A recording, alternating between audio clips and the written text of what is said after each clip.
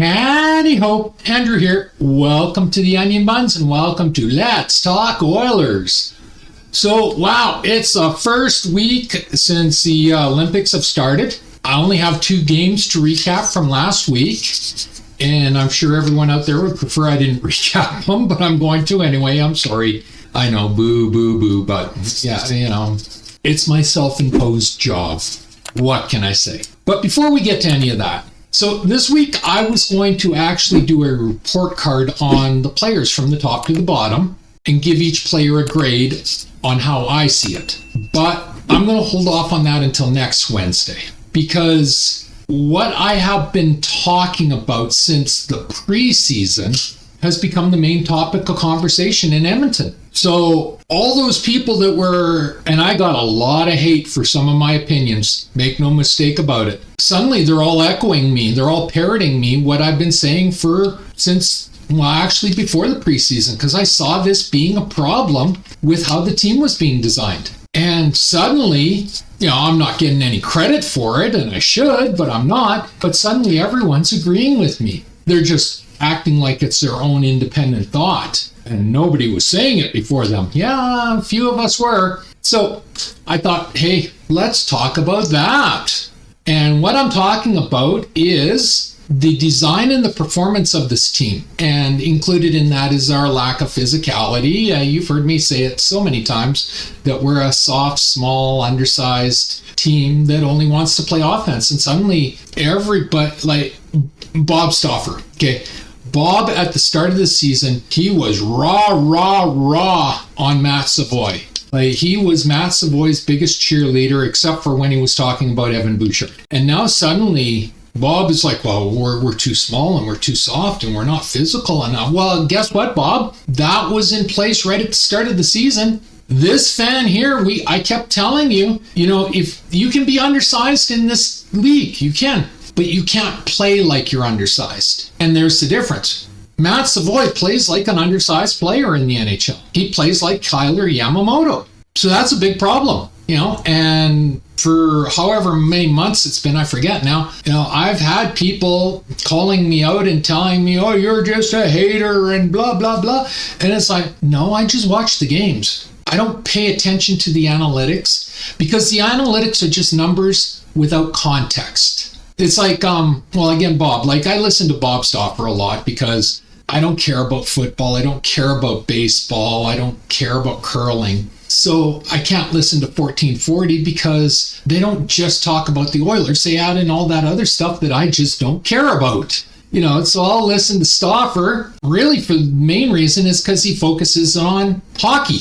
There's no secret alternative meaning beyond it. He focuses on hockey, and that's all I'm interested in. I'm not interested in the Blue Jays. I'm not interested in the CFL or the NFL or how bad the Super Bowl halftime show was. None of this matters to me.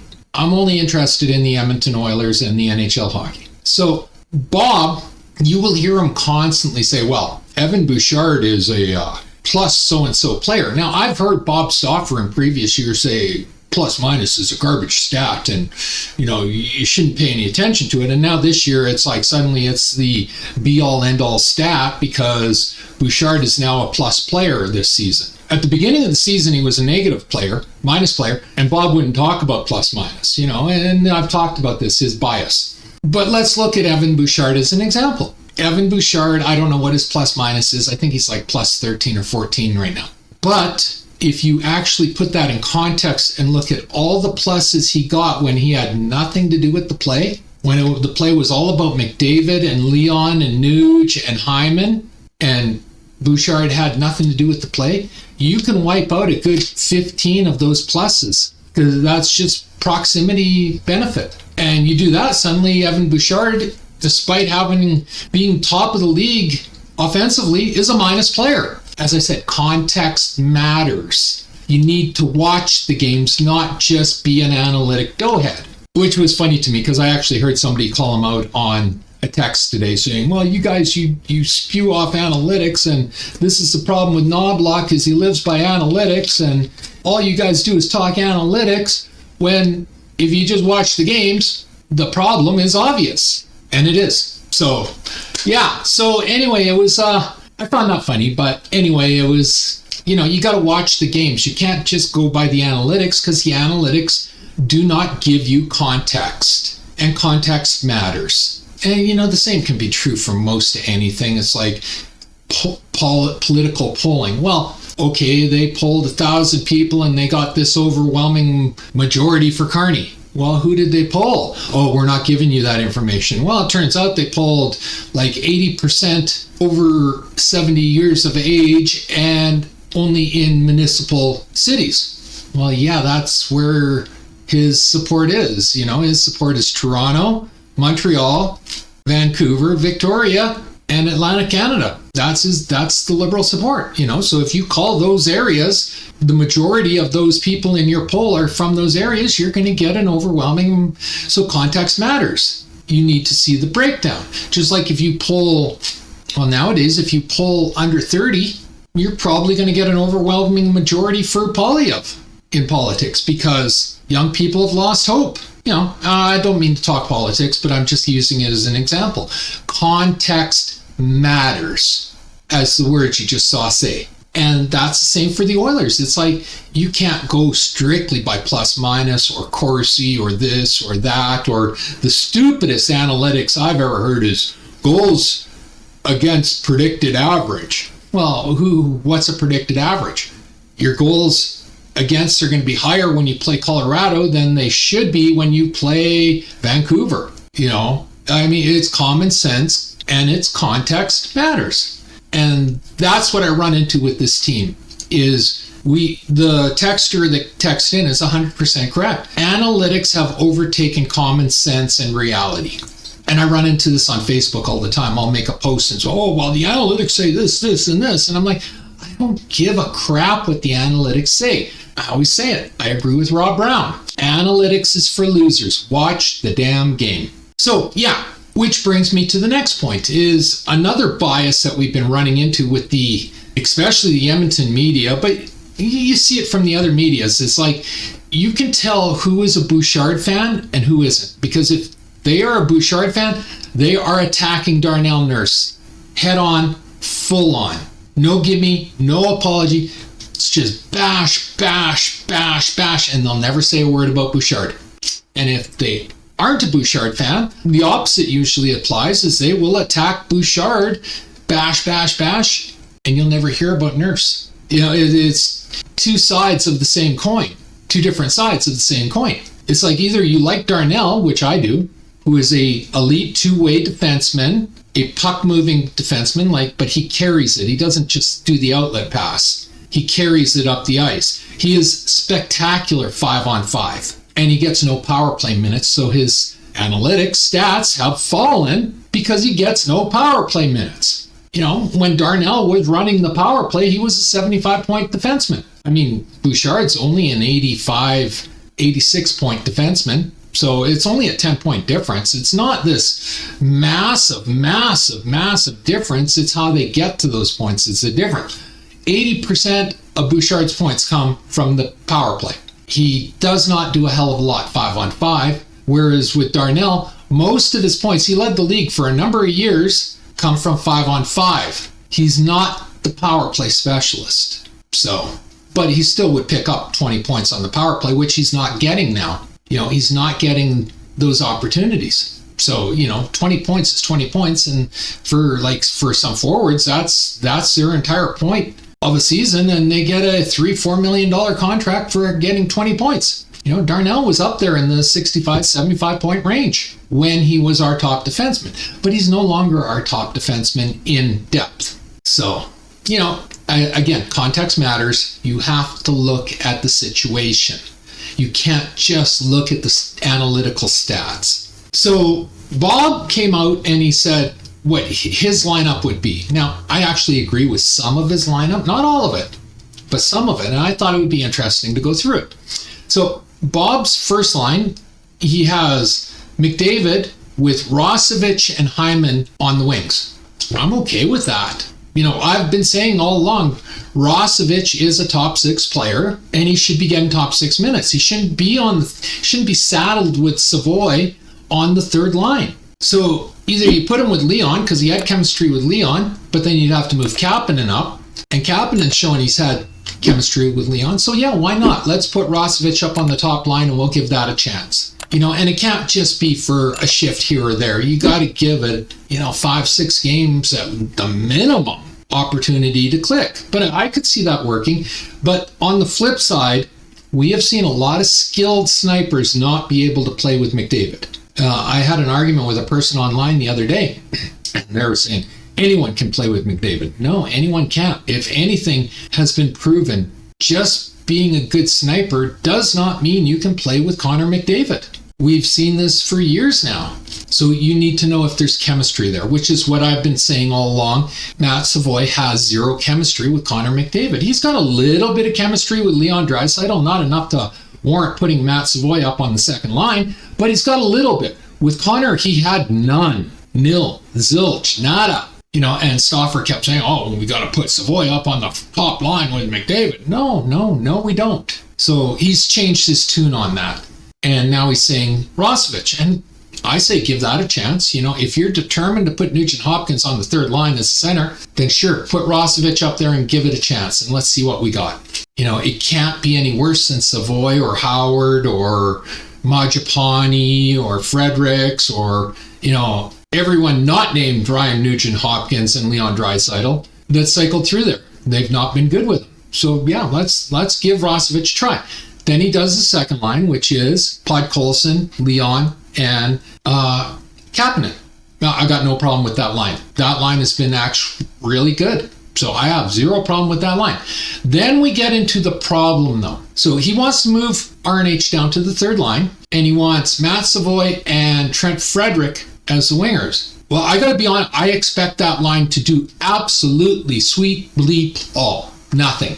RNH, we have seen whenever he's been demoted to the third line, his play is diminished. He's not to a bad degree, but it's diminished what he produces at the top line, and that makes sense. He has charisma with McDavid, so he's producing. McDavid makes him better. When you remove McDavid from the equation, you don't get the same RNH. So that's dropped down. Trent Fredericks, he's done nothing to deserve third line minutes this season.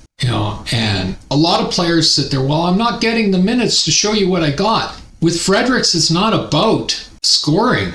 He was signed to replace Evander Kane. He has absolutely fundamentally refused to do that. He won't, I'm just going to say it, it's not in his DNA to play that way. So the only reason you're putting him on the third line is because he signed an 8-year contract. Well, that's Bowman's fault, plain and simple. Either Trent Fredericks lied what he was willing to do to keep the spot and get that contract, or Bowman didn't bother asking. Either way, it's on Bowman to either know when a player's lying or to ask the correct question. So the Trent Frederick contract and lack of production is on Stan Bowman and nobody else. And then you got Matt Savoy. Well, Matt Savoy's not an NHL player. I don't care what anyone says, he's not. Will he be? Possibly, but he's not now. And that's very clear because he's not good enough to be in the top 6, and he's too small, he's too soft, and he's just Kyler Yamamoto when he tries to play in the bottom 6. So where's the upside? I see no upside. And,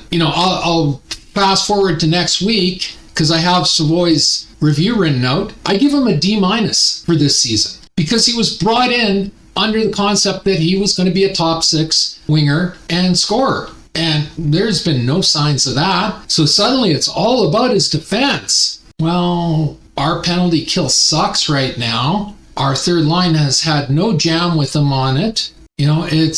I've seen nothing from him. Absolutely nothing. I have no hesitation saying that we lost the trade. We would have been better off with McLeod staying. McLeod was a third line player, but we wanted Stan Bowman wanted a younger, faster team. Yeah, well, all we got is a younger, smaller team. So I have no hopes. You can throw Nugent Hopkins on the third line. I have no hopes for that line with those 2 wingers. And that's one of the spots that needs to be addressed during the trade deadline, is we need to get a third line, preferably winger, gritty, physical, who's not shy about it. And you put him on the third line, that fills a hole. Okay, and then you get to the fourth line. This is where I really disagree with Stauffer. Stauffer wants Henrique as the center. That's fine. You've heard me say that before. That's where Adam Henrique's skill level is nowadays. His foot speed and everything. He's no longer a third line center. He is a fourth line center, but he's got the knowledge upstairs. He's got the experience to be a very capable fourth line center. But then Stauffer wants Mangiapane on the wing and either Lazar or Janmark on the other wing. No. You want Henrique as center, Lazar as one winger, Janmark as the other winger, and Mangiapane needs to be traded. He has to be traded. He's Arvidsson of this season. He has absolutely no chemistry or fit on this team. We've seen him play. He was signed to play a particular way. We've seen him play that way for one period against Calgary, and that was it. All year long. He's had time with McDavid. He's been with Draisaitl. He's been on the third line. He's been on the fourth line. And all season long, we've seen him play the way he was signed to play for one period. And that's it. And that's not acceptable. So he has to be traded away. We have to get rid of that contract. There's some talk of bringing Foegele back. I'd absolutely take Warren Foegele back over Mangiapane. Wouldn't even blink an eye. And Foegele could replace Savoy on the third line. You get Nugent Hopkins, Foegele, and they get a top winger that'll go in the corners, will physically battle, will fight if need be, but that's not really the focus. Just, be a net front presence. I could see that third line working, but you have to remove Frederick and Savoy from that third line. On the fourth line, it's, like I say, it's not Mangiapane. He's not the fit there. You go with Henrique as the center, Janmark, and Lazar. And that's a pretty decent fourth line, to be honest. It's not a fast fourth line, and you're not going to get a lot of scoring from them, but you shouldn't get a lot of goals against either. It should be a very dependable, gritty fourth line, energy line, And then we get into the defenseman. Stauffer, I disagree with Stauffer so much on this one. He wants to separate Bouchard and Ekholm, and he wants to put Wallman up with Bouchard. Well, why don't we just hand the other team 20 goals? We know, whether Stauffer wants to admit it or not, we know Evan Bouchard is incapable of playing with any other defenseman on our team not named Matthias Ekholm. Evan Bouchard is a one-dimensional offensive defenseman. He needs a stay-at-home defensive defenseman, and that is Matthias Ekholm. You remove Matthias Ekholm, and suddenly the gates open up wide, and it's just, we get scored on. And it doesn't matter who you put with Evan Bouchard, because Evan Bouchard can't play with them. We've seen him with Nurse, and everyone tries to blame Nurse. Oh, well, he's not being a stay-at-home defenseman. Well, Nurse has never been a stay-at-home defenseman. So why does he have to change his game for Evan Bouchard? The simple truth is, other than Matthias Ekholm, we have no stay-at-home defensive defenseman. Maybe quasi-light Emberson, but even that, Emberson's more of a 5'6" defenseman than a top four. So, no, you keep Bouchard and Ekholm together because Ekholm is the only player that can play with Evan Bouchard. Chemistry matters. That brings us to Nurse. Every Nurse basher out there wants to blame Darnell Nurse. Darnell Nurse is not to fault for our problems this season. He's not. The problem is Stan Bowman has not given him a partner. Darnell Nurse has not had a regular partner since Cody Ceci was traded away. And Ceci had lost a step and he was aging, so you needed to find a new partner, but we never got that new partner for Nurse, that reliable stay-at-home defenseman that will allow Darnell Nurse to play his game. So you put Wallman there. Well, Wallman's not a defensive defenseman, so whenever Darnell would rush the puck, we're screwed. You put Stastny there. Well, Stastny's even worse than Wallman because now not only is he not a defensive defenseman, but he's an undersized guy with no physicality. At least Wallman has some size to him. You put Emberson there, okay, it was a okayish fit, but Emberson is a 5'6", 5'7" defenseman. He's not prepared for the big minutes of the top four. We need to get a number 4 defenseman, a stay-at-home, reliable, physical, stay-at-home defenseman to partner with Darnell Nurse. You do that and Nurse's numbers will skyrocket up, They will, because Darnell Nurse is a two-way defenseman. So he's very good on defense and he's very good on offense. But he's not elite on either. He's an elite two-way defenseman, but if you just judge him on defense or on offense, he's not elite. He's very good. It's not rocket science. You got to find the pairings that match. And then on our 5-6, you have Emerson, you have Stastny or Wallman. Okay, none of that's a good fit. Like Emerson and Wallman might work to agree, but because you pull back on the minutes, you play him as a third pairing. So you pull back on the minutes so Emerson's not getting overwhelmed, and you let him do his thing on the defensive side. Okay, but that only works as if you find that defensive partner for Darnell, and we don't have it. I mean, you can look at the farm. There's only one player that stands out on the farm, and that's Josh Brown. But Knobloch hates Josh Brown. If Knobloch was ever going to give Josh Brown a chance, he would have done it before now. He won't give Josh Brown a chance. So we have nothing on the farm to fit that mold. We have to do a trade. Like, I'll be shocked. The only way Josh Brown is going to end up on the Oilers is if somebody above Knobloch forces him to take Knobloch or take Brown and says, you have to play him. You can't just put him in the press box and forget about him like you did with Noah Phillips and like you like to do with Lazar and you do with Clattenburg. And, that's the only way. And I just don't see that happening. So our only other option is to trade or sign at the trade deadline. Bring one in. So from where I sit, we need to bring in a third line winger, gritty, physical third line winger. And we need to bring in a number 4, you could say a number 4, number 5, stay-at-home defenseman. Physical as well, because this team is so soft, it needs to bring in 2 physical players. Now, a 4-5 defenseman actually might not cost us that much for a stay-at-home, because stay-at-home defensemen typically are not as costly as the offensive defenseman.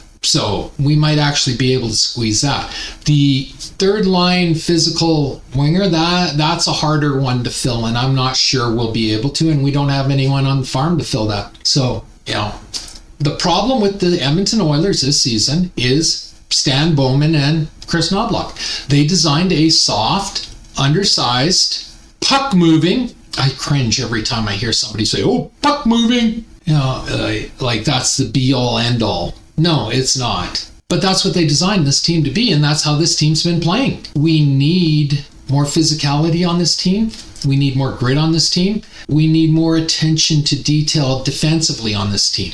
And, putting an offensive player on the penalty kill doesn't make him a good penalty killer, contrary to what Bob Stauffer keeps saying about Matt Savoy and Evan Bouchard. No, they're just taking up space out there. They're not, like, at least Savoy once in a while bats the puck down to the other end of the ice. Evan, he's just looking for offense, even if it costs us a goal against on the penalty kill, and we've seen that happen a lot more recently than before. So, yeah, we need to bring in some fresh blood that will fill these holes we have. And these holes have been around since before the season even started, because this is a team Knobloch and Bowman wanted. But anyone with any common sense could have told them, and should have told them, their outlook for the team wasn't going to work because, well, we've seen Toronto for the last 20 years. They've been trying this exact mentality, and it's never worked. The definition of insanity is doing the same thing over and over and over and expecting a different result.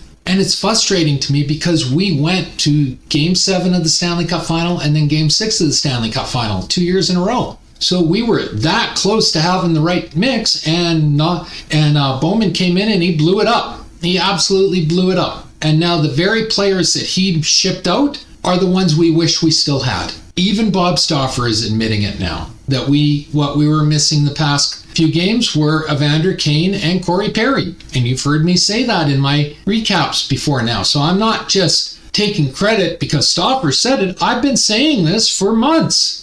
So I don't know what's going to come, but this is the problem with the team. And yeah, if we don't address this problem at the trade deadline, the Edmonton Oilers are not going to go far in the playoffs. The Pacific Division is so weak that maybe we'll squeak past the first round, but even that's not a for sure.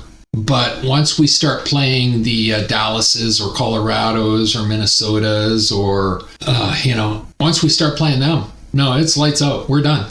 We can't compete with those teams as we are designed right now. So this trade deadline is going to be very important, but we don't have any cap space. So, the way I see it, at most we can fill 2 spots. As I said, it's got to be a third line physical, gritty winger and a 4-5 physical stay-at-home defenseman to partner with Darnell Nurse. If we can fill those 2 spots, I'm going to give us a better than even chance at actually doing something in the playoffs. But if we can't fill those 2 spots, and we won't bring Josh Brown up from the minors, which I don't think we will, but you never know. Maybe in a brief moment of awakening, Chris Knobloch can stand home and say, hey, we got Josh Brown. I'm not holding my breath, but maybe. But other than that, yeah, that's what we're missing, and I don't see anything changing. You can move the players around. The problem is the players that Stan Bowman got. Like I said, Matt Savoy should be in the AHL this season. He was not ready for the NHL. Will he be next year? I don't know.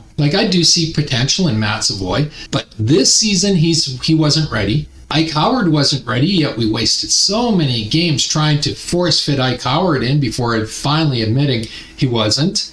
Hudson, he's not ready. The Condors have players, offensive players with potential, but none of them were ready for the NHL. The most ready NHL player we had on the Condors this year was Noah Phillips. And Bowman gave him away for nothing. Just poof, gone. Nada. So, yeah. So that's my response to what I'm hearing from Oiler Nation is we're too soft. And I've been saying it forever. We're undersized. And again, you can be undersized in this league, but you cannot play like you were undersized. And both Stastny and Savoy play like they're undersized. Emerson, to his credit, doesn't. He's a smaller defenseman, but he plays bigger. And that's to his credit. Rosevich has a little bit of grit to him, and I like that. Kapanen, same thing. Then you got Fredericks, who plays like he's undersized. He's not, but he plays that way. And Mangiapane, if Mangiapane plays his game, he's a useful little pest and agitator. But we haven't seen that except for one period all season long. So there's no reason to think he's going to suddenly find his game and start playing that way.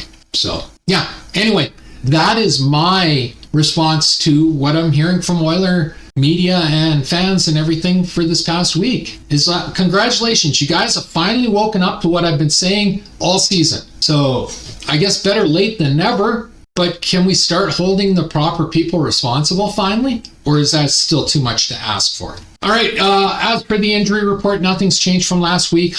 Henrique remains out with a hand injury. He's expected back at the end of the Olympic break. So once the Olympic break's over, Henrique is expected to be back and on the 4th line. So who comes out? Well, I think obviously Mangiapane will be out or remain to be out. I don't know who else, who they're going to bring out other than that. They'll probably bring Lazar out because Knobloch doesn't like Lazar, but that would be stupid. Lazar's been our most reliable 4th line player this season. So, in my opinion, he should be the only one guaranteed to stay in. But, yeah, I can't predict what Knobloch's going to do. Nothing he's done this season's made a whole lot of sense to me. So, and we heard Leon call him out, and now we're hearing rumors that maybe, some people are saying Coffey is coming back. I don't think that's happening because Paul Coffey was pretty clear that he does not want to be coaching. And from everything we've heard, him and Knobloch did not get along the last 2 seasons. And they butted heads a lot, and that was one of the reasons why he stepped away. So I don't think Paul Coffey's coming back, but it sounds like there is going to be some coaching changes.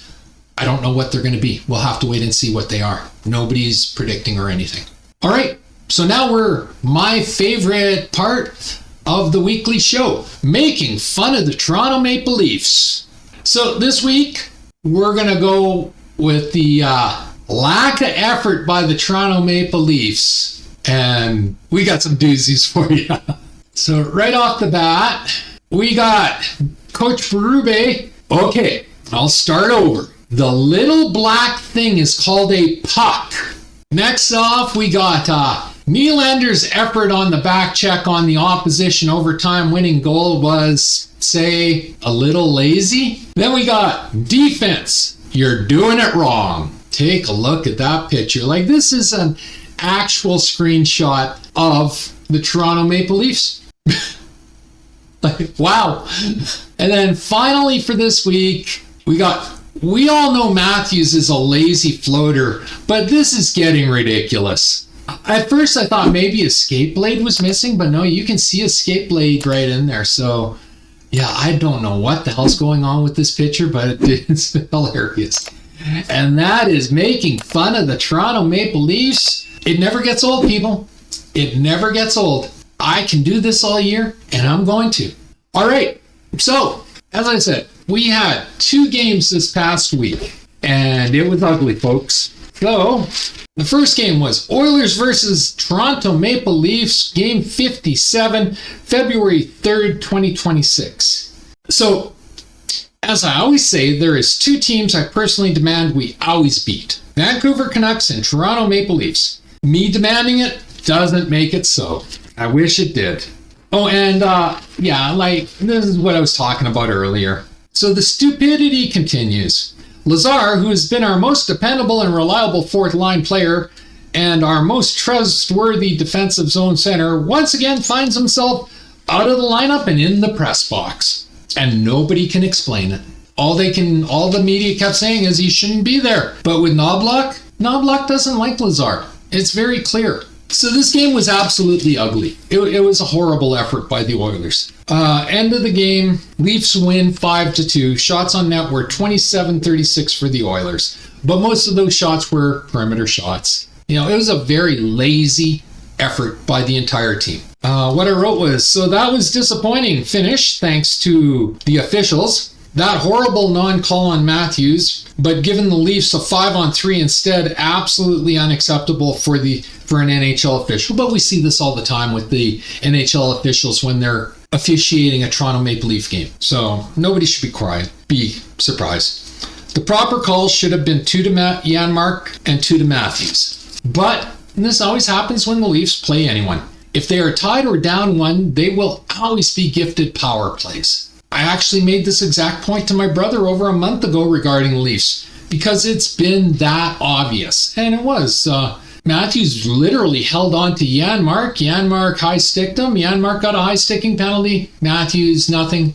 The Leafs were given a 5-on-3, and they scored 2 power play goals. So the officials handed the game to the Leafs. Once again, we allowed a bad team to dictate how the game was played. Much as the officials decided the game gifting a 5-on-3, truth is, this loss on the Oilers and no one else. Leafs didn't beat the Oilers. Oilers beat the Oilers again. 3 stars are hard. So I went with 1, Nurse for being the only physical player on the team. 2, Kapanen for a nice second goal and being involved. And 3, Podkolzin for an assist on Kapanen's goal. As for the slugs, no physicality other than Nurse, Kapanen, and Podkolzin. And by that I mean Kapanen and Podkolzin threw 1 body check each. That's it. And Nurse threw like 6 or 7. 2, Knobloch for putting Lazar in the press box. And 3, Bowman for horrible team design. Oilers are now 28-21-8. The next game was the Oilers versus the Calgary Flames. Game 58, February 4, 2026. So this will be the final game before roughly a 3-week break from the NHL for the Olympic break. NHL hockey will return February 25th, 2026. And the Flames win 4-3. Shots on goal were 39-25 for the Oilers. Well, that was actually fun. It was a fun game to watch, even though we lost. But here's the problem. With the skill the Oilers have, games against teams like this shouldn't be close or fun. Last night, that was the Leafs game. Tonight should have been 4 easy points and pure domination by the Oilers. But this team, even with McDavid and Leon, are 2 superstars. Yes, you heard me right. Oilers have 2 superstars, not 3. We do not force teams to play our game. We always allow opponents to dictate the pace. And that works against us because, say it with me, we are too soft, we are too small, we only focus on offense. Now, I've been saying it all season, you cannot outscore defensive liabilities and mistakes. But we do not have the personnel and coaching to do that this year. So, 3 stars, Leon 2 goals, Emberson, he got in a fight, and it was a spirited fight, and McDavid 10 plus shots on net. Slugs, too small, too soft, team design. And you're probably asking, Andrew, what about Bouchard's 3 assists? And I'll repeat, if not for Jari and our post stopping a 2-0 open net opportunity, Bouchard is minus in this game. No one deserves a star under those conditions. Oilers are now 28, 22, and 8. We're getting closer to that 500 mark again. And those are my 2 recaps for the week. If you like this video, leave a like, a subscribe, and a share. I'm trying to grow my channel, and a like, a subscribe, and a share does me wonders, and I do appreciate it. Takes 1 second to subscribe, costs you absolutely nothing, helps me immensely. Just hit the subscribe button on the bottom of the screen. If you're watching this on Rumble, please follow my channel. Always feel free to leave a comment. Please come and tell me, what do you think of my opening statements? I think I covered everything that's been in the media for this past week, or 2 actually. And I would love to hear some feedback from people on what you think of that. Do you agree? Do you disagree? What are your solutions? Come in and let's have a conversation. Also, leaving a comment really does help me with the YouTube algorithm and getting more eyes on my videos. And as always, pew pew pew and shit. Thanks for watching. Have a great day.